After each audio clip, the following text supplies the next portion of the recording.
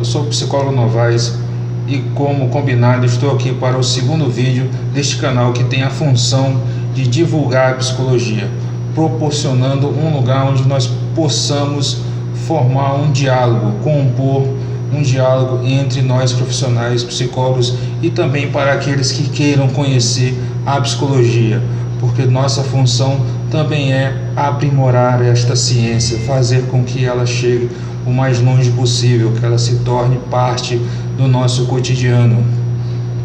Conforme no primeiro vídeo que eu falei sobre o juramento, que lá nós nos dispomos a ter um perfil profissional e temos as nossas atribuições dentro da sociedade. Nós iremos hoje começar com essa proposta de divulgar a psicologia através da internet, com este canal, tornando-a acessível a todos que tenham a conexão, que estejam buscando este tipo de conhecimento. Bom, nós iremos iniciar comentando sobre uma forma alternativa de se ver o funcionamento da mente, pois o que acontece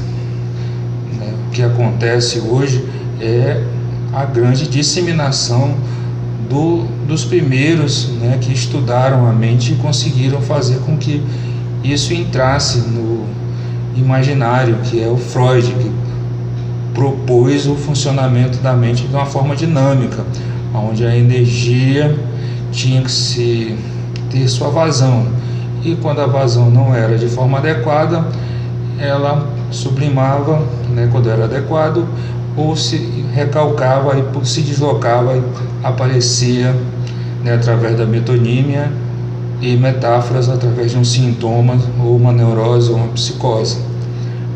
Eu vou estar diferenciando como que essa nova proposta de funcionamento mental, o novo inconsciente, diferenciando do inconsciente dinâmico do Freud. Vamos estar formando outras metáforas, porque o Freud utilizou a metáfora do iceberg, onde ele dividia a mente topograficamente, no consciente, no pré-consciente e no que estava abaixo da água, que era a maior parte o inconsciente. A nova metáfora deste novo funcionamento da mente, uma nova forma alternativa de se ver, associa-se a mente a um computador, aonde existe o processamento das informações, o corpo funcionando como um grande caleidoscópio, colhendo informações do meio, e o cérebro sendo aquele órgão responsável pela interpretação dessas informações colhidas pelos sentidos, e devemos isso ao Freud, dessa formação do inconsciente, porque segundo essa nova abordagem, essa nova forma de funcionamento da mente, o processamento mental ocorre abaixo da consciência, independente da nossa vontade. Conforme eu for esclarecendo o que significa, o que é este novo inconsciente, eu vou elaborando a teoria e vou tentando diferenciar um contra o outro, porque conforme eu vou fazer na introdução, a verdade ela é apenas aproximativa. Conforme nós formos falsificando as outras teorias, mais próximo da verdade, diferentemente da posição positivista, que acredita que através da ciência pode-se conhecer a verdade plena. Inicialmente eu vou falar sobre os antecedentes filosóficos que norteiam esse grande debate da filosofia, de saber como é o determinado comportamento da mente e por que eu estarei falando desses antecedentes filosóficos, porque o Freud vai ser o primeiro a tirar toda a concepção transcendental de ligação de mente com além, e vai começar a descrever ela de uma forma plenamente científica. Ele vai usar principalmente de observações clínicas. Como ele vai chegar, eu vou falar um pouco sobre o Freud também, para ser o nosso contraponto, não querendo dizer que ele está errado, porque aqui a nossa função não é dizer que uma abordagem é melhor que a outra. Nossa função aqui é promover a ciência, né? E a discussão com a abordagem psicanalítica faz com que a ciência cresça, né? Onde nós possamos achar as discrepâncias e possamos aumentar o conhecimento, que o conhecimento vai sendo construído conforme a ciência vai, né, se aperfeiçoando. Na filosofia, ela tem duas vertentes de se achar, né, de como se é o ser, né? A gente pode pensar, né, na filosofia que imagina de forma dualista, né, mente e corpo de formas separadas, e a forma monista, né, que o corpo ele é e mente são indissociáveis. Nós podemos até evidenciar que ainda não foi possível demonstrar empiricamente que existe um outro lugar onde a mente se manifesta. Na verdade, ela se manifesta, né, em nós, né? Ela é o nosso corpo. Então, eu acredito que seja o mais adequado monista, mas não é o nosso caso aqui discutir isso. Na minha concepção, isso está bem resolvido, né? Eu imagino que não se exista um lugar diferente onde a mente é a expressão dessa leitura do ambiente, né? René Descartes, ele vai falar penso, logo existo. Só que na teoria dele, né, o penso, essa mente, existia uma glândula pineal que fazia a conexão entre mente e corpo. Só que a pineal, como ele descreve, ainda não foi encontrada. Então a gente pode ver que existe uma contradição, né? Mas ele é muito importante pela formação do método cartesiano, né, que a ciência, né, positivista usa como norteadora, né? Se a gente puder também imaginar em Platão vai falar do mundo das ideias, né, na sua alegoria da caverna, onde ele acredita que nós não tenhamos condições de abarcar tudo o que está presente no mundo das ideias, porque nós somos materiais e nós não conseguiremos dar toda a definição do que está presente no mundo das ideias. Esse é o posicionamento, né? E podemos ver que é difícil a gente raciocinar desta forma, porque nós vivemos no mundo ocidental, né? E nós somos incentivados a pensar da forma cartesiana, em dar crédito apenas à memória, apenas à matéria. Então o pensamento positivista, ele é o que vai influenciar logo ali onde aparece Freud, né? Freud faz uma crítica com o positivismo, porque o positivismo acreditava que apenas o comportamento observável era possível de ser estudado, né? O behaviorismo acredita nisso, que nós reagimos ao ambiente, né? E nós vamos sendo reforçados, né, um reforço positivo ou negativo, a gente vai tendo extinção de comportamento, e é assim que é a teoria deles. E o Freud, naquele momento, aparece com uma nova concepção, dizendo que o homem não era responsável por uma ação deliberada. Vamos pegar esse lápis aqui, porque vai saber qual o motivo inconsciente que eu tive para, né? Então o Freud vem quebrando esse alicerce, né, do que era do homem racional, do homem positivista racional, porque segundo ele, na teoria dele, que conhecendo-se o inconsciente é que realmente a gente pode achar as causas de como é o determinado comportamento, né? Quando eu entrei na faculdade, o primeiro trabalho que eu fiz foi justamente sobre o Freud, né? E para mim a mudança de abordagem foi um processo que aconteceu, porque a TCC, a teoria cognitivo-comportamental, para mim pareceu ser mais concreta, né? Porque é embasada em evidências, abrange vários campos, né, para se formar, né, a teoria. A gente usa a neurociência, vamos usar a cibernética, a metáfora com o computador, né, de associar a mente ao software e o cérebro ao hardware, né, o físico, né, e o programa, né? Então é mais palpável, porque a concepção do Freud ele foi uma forma de raciocínio magnífica, porque ele, né, utiliza, né, a metáfora do iceberg, também utiliza, né, o mito de Édipo para falar sobre o desenvolvimento psicossexual, né, quando ele vai falar da castração, né? Então, para realmente ser o psicanalista, para se dedicar àquilo ali, ia ter que estudar muito, né? No primeiro trabalho eu já peguei a biografia do Ernest Jones, são 3 volumes, é muito grande, eu li aquilo ali, né? Obras completas, são 25 livros, né, do Freud, né?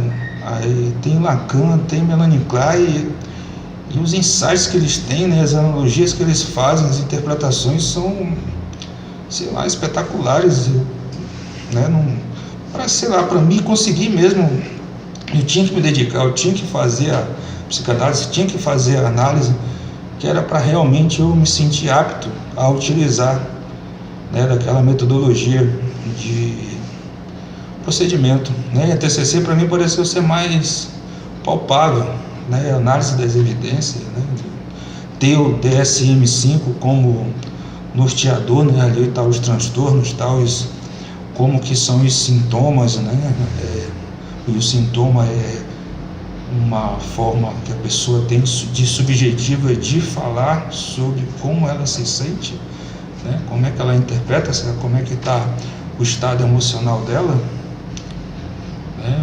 Vou falar um pouco do Freud, né? Porque o Freud era um médico neurologista, e ele vai para a França, aí lá trabalhando junto com o Charcot, ele ficou impressionado, né? Porque o Charcot utilizava a hipnose para tratar a histeria, né? Mas os sintomas voltavam, né? A pessoa, sei lá, ficava sem ver, ou perdia o movimento do braço, mas conforme o da perna, mas ela hipnotizada, né, mantinha, voltava o movimento, mas depois o sintoma reaparecia, né, e ele abandonou. Mas aquilo ali criou uma semente, né, que ele começou a imaginar que deve existir algo, né, interno, que na verdade,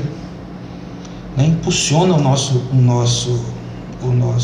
comportamento, né? Ele começou a conjecturar uma forma de funcionamento na mente, aonde ele cria a metáfora do iceberg, né? A consciência, que é uma pequena parte que está sobre a água, o pré-consciente, que é ali no limite da água, e o inconsciente, a maior parte, né? E o inconsciente tem algumas características, né? Que ele é movido pelos instintos, ele não tem lei, né, dentro dele para mover, né, sua liberação de descargas. Ele atemporal, a memória dele permanece, né? A gente vai poder diferenciar isso do novo inconsciente, a nova proposta alternativa, onde o esquecimento faz parte do processo, né? A gente esquece que é para liberar a memória de trabalho, para executar outras atividades, para que não cative muito, né, a nossa consciência, para que nós possamos ir a meta, né, nossa meta de vida, né, que no caso é o que a gente vai ter, né, como uma das premissas dessa abordagem da teoria cognitivo-comportamental, né. E o Freud vai imaginar, né, já devido àquela época que ele vivia, né, de estrada de ferro, e a energia ainda de um lugar para o outro sendo transformada, né, era aquilo que eles pensavam naquele momento, né, que a energia se transforma, né, que ela não se perde. Então ele imaginou essa questão de ter uma energia, né, que ele chamou de pulsão, que são esses instintos, que precisam ser descarregados, precisam, né, ter uma vazão, e conforme essa vazão não é adequada, né, ele, né, não chega na consciência, fica no inconsciente, mas ele não deixa de ter sua vazão, ele se desloca, né? Isso foram palavras que na época são, né, pegar o dicionário de psicanálise, se for lá ler recalque, se ler deslocamento, ler sublimação, são conceitos grandes, né? Então é muita teoria para se estudar, né? E é muito ortodoxo, você precisa ter ali como um ponto fixo, né? Precisa ter um ponto fixo e dali começar a raciocinar, e eu acredito que até ele, na época dele, ele acreditava que como cientista, e ele, por não ter os recursos, né, adequados, ele ficava nas observações clínicas. Eu acho que ele também queria que a teoria dele fosse, né, desenvolvida, né, e a gente ficar preso nas concepções de 1900, não deixar com que a ciência venha se somando, que a gente possa somar, né. Eu acredito que a TCC, com relação a isso, me satisfez, né, porque a gente, conforme vai somando conhecimento, a gente pode reformular a teoria, que eu vou abordar também, falar um pouco sobre o racionalismo crítico do Karl Popper, né, que ele consegue, né, negar a grande maioria das teses positivistas, né, que o positivismo ele é, né, acredita que as ciências, né, as ciências naturais são as mais precisas, né, que é a matemática e a física, né, que acredita que somente a matéria, que o que é observável, que é o que existe, é que a gente tem que se preocupar, que aquilo que é somente que aquilo é científico. Mas se a gente for pensar mesmo, né, como eles né, ditam como norma do método indutivo, você separa as partes e dependendo das partes você faz uma, né, abrange para o todo, né. Mas Popper fala que não existe a variável independente, né, só independente, porque você não consegue separar ela de todos os efeitos, né, você não consegue isolar ela 100% e apenas avaliar aquele critério, aquilo que está sendo estudado, né. Isso é impossível, né, de uma situação não ter influência de outras, né. E o Popper quebra esse sentido, porque o que era considerado ciência era apenas isso, e foi descartado justamente a tudo que era metafísico, né. Mas com racionalismo crítico não, você começa agora a ter respaldo no mundo científico, a lógica, de novo, a metafísica, porque através das variáveis dependentes você pode, né, chegar a conclusões sobre as variáveis independentes, né. Você pode, né, através da lógica, fazer deduções. Ele, né, faz um método completamente oposto ao que o positivismo pregava, né, que era um método indutivo, e agora o Popper fala do hipotético dedutivo, né, aí, onde em um momento do positivismo o que eles visam muito é a mensuração,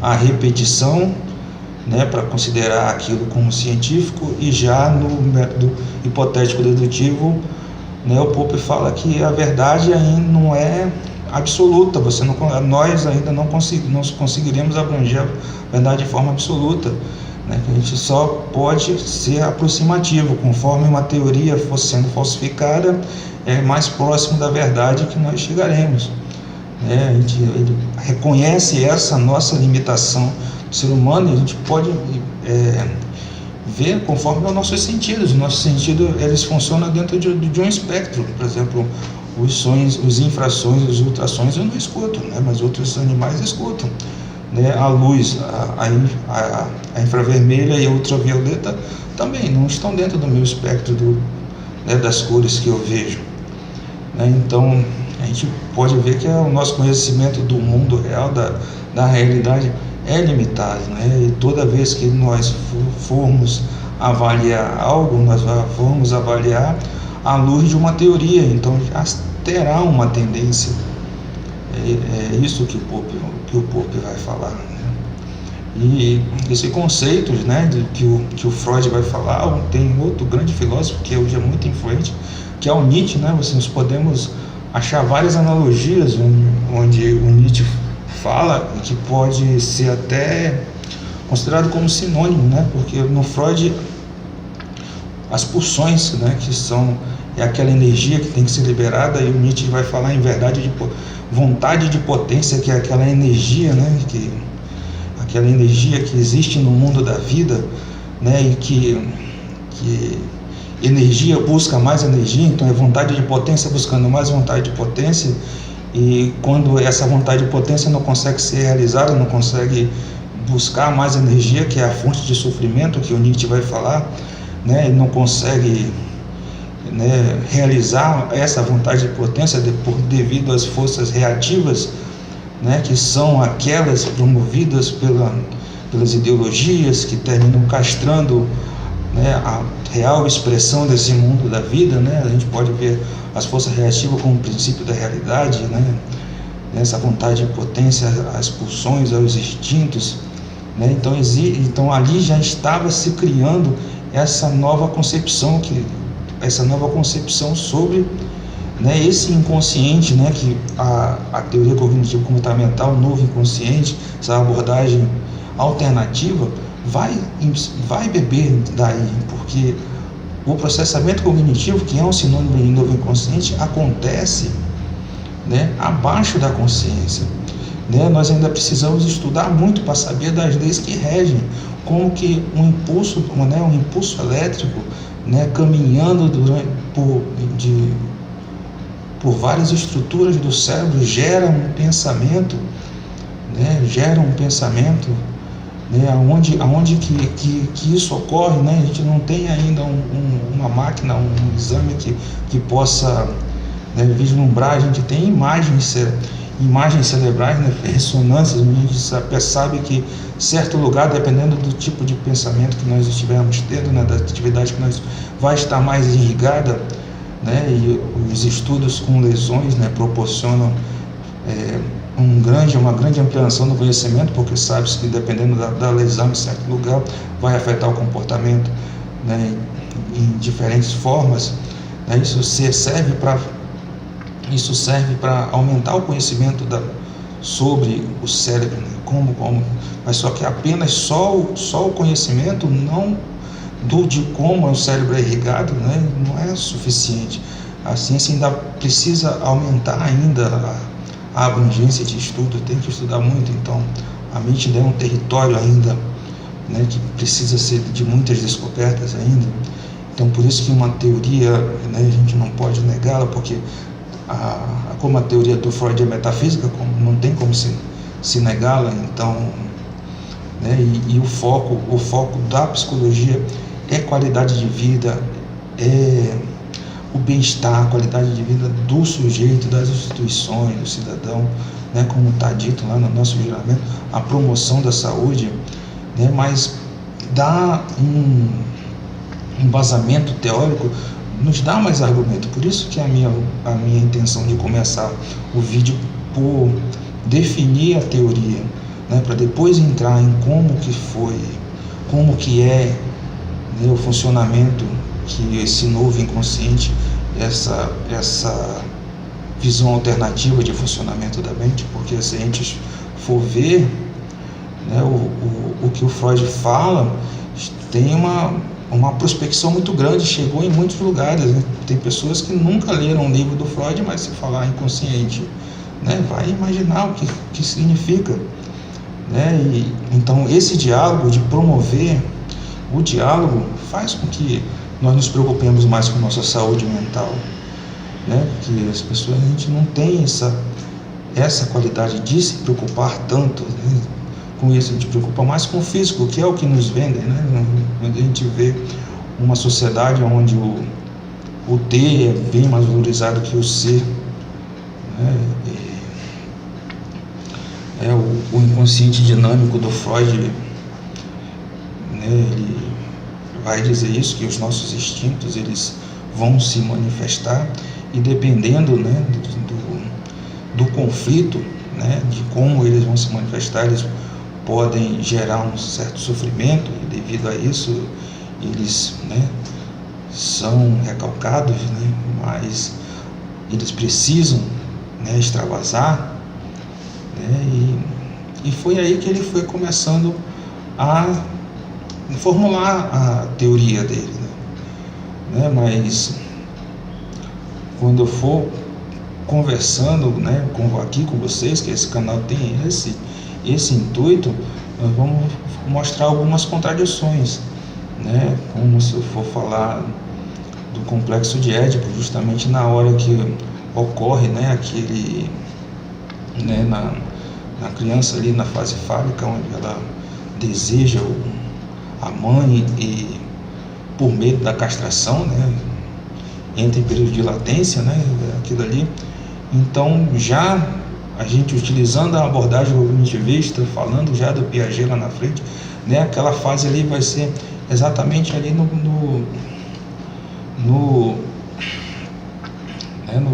período, no final do período pré-operatório concreto, entrando no formal ali, vai acontecer basicamente por ali. E para a criança nessa época ela ainda não entenderia o ponto de vista do outro ali, porque ali ele desejaria a mãe de qualquer jeito, porque a predominância da criança naquela fase, segundo o Piaget, que eu vou falar aqui sobre epistemologia genética, que vai ser a parte mais que eu vou comentar sobre o Jean Piaget, né, os biólogos suíços, né, que o egocentrismo, né, é uma característica dessa fase do estágio, né? Então ele não abriria a mão da mãe devido a esse meio de castração, né? Eu acredito que, né, esse insight que me provocou na hora que eu fiz essa leitura, né, a interação social ainda não começaria, ele não abriria a mão, né, em prol do pai devido a esse medo de castração. Mas o Freud usou isso como uma metáfora, onde ele pôde expressar que ali existe um conflito quando a pessoa não passa por aquela situação de forma adequada, né? E aqui eu vou estar falando de outras, né, só mudando o ponto de vista, mudando o ponto objeto, né? Esse foi o primeiro vídeo, né, a introdução. Eu falei um pouco aqui sobre filosofia, né? A gente precisa entrar nessa filosofia porque, né, enquanto o passado ali, se falar lá dos estoicos também, né, que está na Grécia, e os estoicos também acreditavam nisso, que o que chega na nossa consciência, o que a gente apreende do mundo, chega através dos sentidos.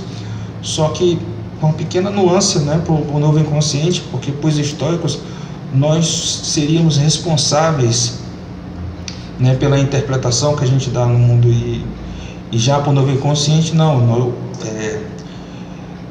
a leitura que nós vamos fazer vai estar norteada pelas situações que a gente teve, pela nossa formação genética, pela formação das nossas crenças, a formação dos estágios, de como que foi o nosso desenvolvimento, para que a interpretação que aconteça. Então ela acontece de forma involuntária, né? Ainda falta, eu digo involuntário porque ainda falta descobrir como que realmente acontece. Então a gente ainda está no primórdio ainda desse funcionamento da mente, né? A gente está conhecendo o cérebro, né? A gente tá aí, e o Freud não tinha esses meios, ele tinha que fazer, né, as deduções dele segundo as observações clínicas.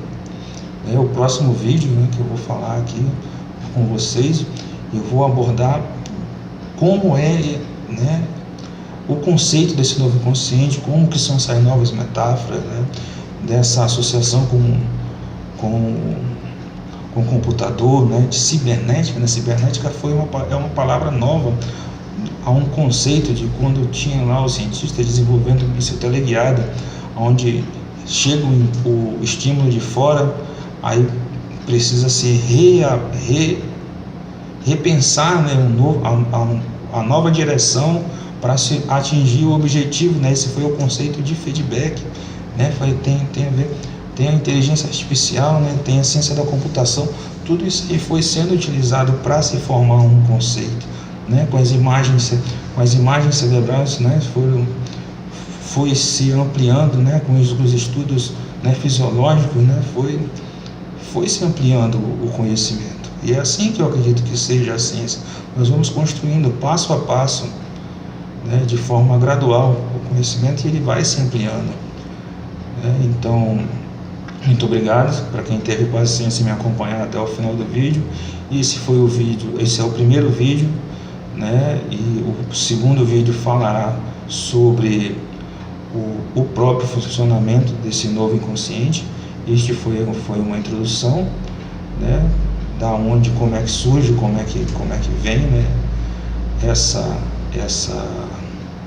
concepção, né? No próximo vídeo eu vou ter que falar sobre a variável interveniente, que foi justamente ela a que proporcionou, né, a condição do mundo científico dar respaldo novamente à metafísica. Como é que a gente pode descrever algo que não é visto, né, através de uma variável interveniente, né, que ela foi, né, de grande parte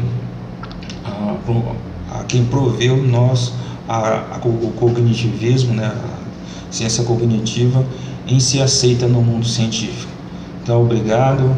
Se quem gostar do vídeo, que se interessa, se inscreva aí no canal, né? Vamos começar agora a formar um diálogo, tá? Então, daqui de Porto Velho, Rondônia, psicólogo Novaes, né? Espero estar sendo útil, né, para a sociedade, a criação desse conteúdo, né? Se inscrevam no canal, façam críticas positivas, negativas.